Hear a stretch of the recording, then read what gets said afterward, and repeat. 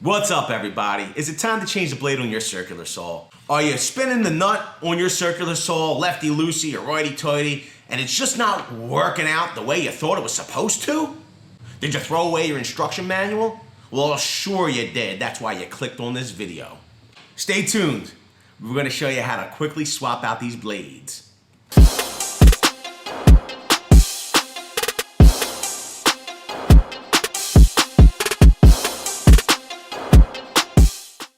So the good part with these skill saws is that they include a wrench.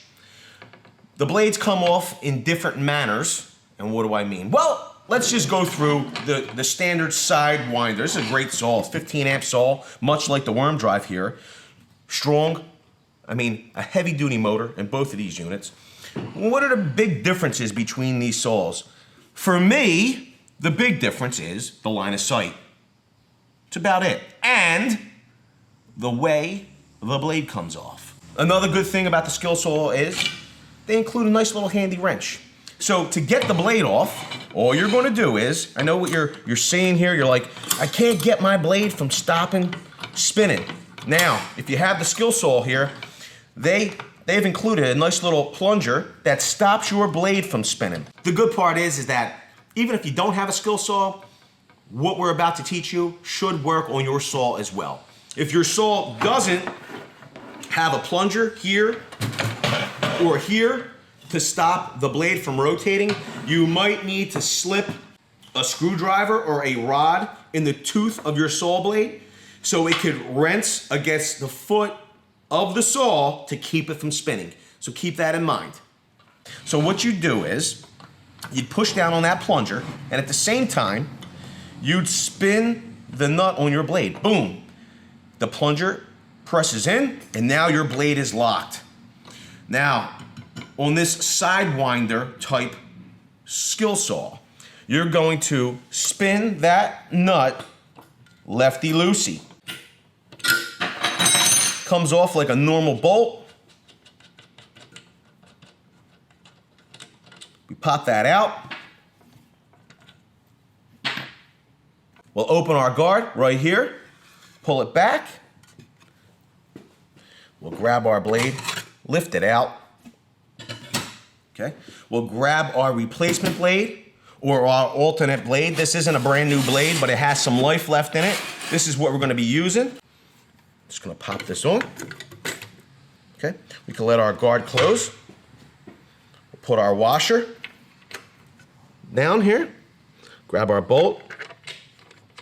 We'll tighten it down finger tight. Once it's finger tight, we'll push our plunger down again to hold our blade from spinning while we tighten our nut. We're just gonna snug it up. No need to over tighten. Of course, we don't want it too loose.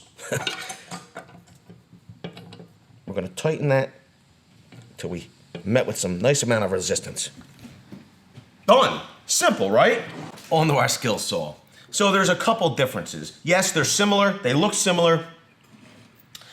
I know what you're thinking. The only difference is the worm drive has a different gearbox and it has a left line of sight. The left line of sight I really appreciate, but when changing the blade, there are some small differences between these saws.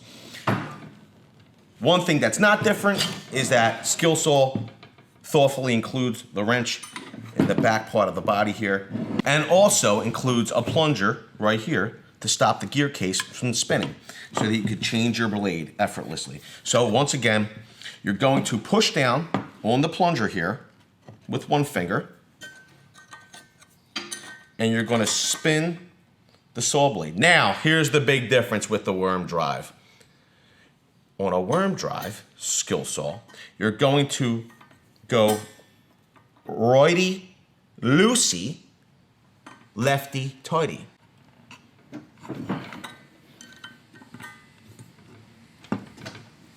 Seeing that? So righty-loosey.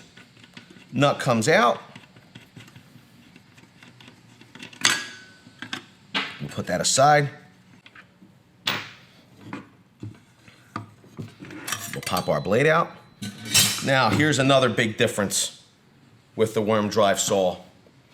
If you're buying a standard circular saw blade, one that's not specifically made for this skill saw. You can see this blade says skill saw worm drive 77. This skill saw blade comes with its diamond knocked out. Okay, there's a diamond. You can see on this Diablo blade, you'll need to use it with this skill saw, you'll need to pop this diamond out. What you'll do is you'll get a screwdriver or a pair of pliers in there and twist back and forth, and then pop that diamond out before it will set in place here on the drive shaft. It's made to fit in that diamond area. Okay? Once you have that diamond popped out,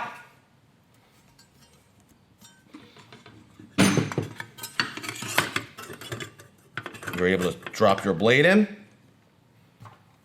put your washer back, and then spin counterclockwise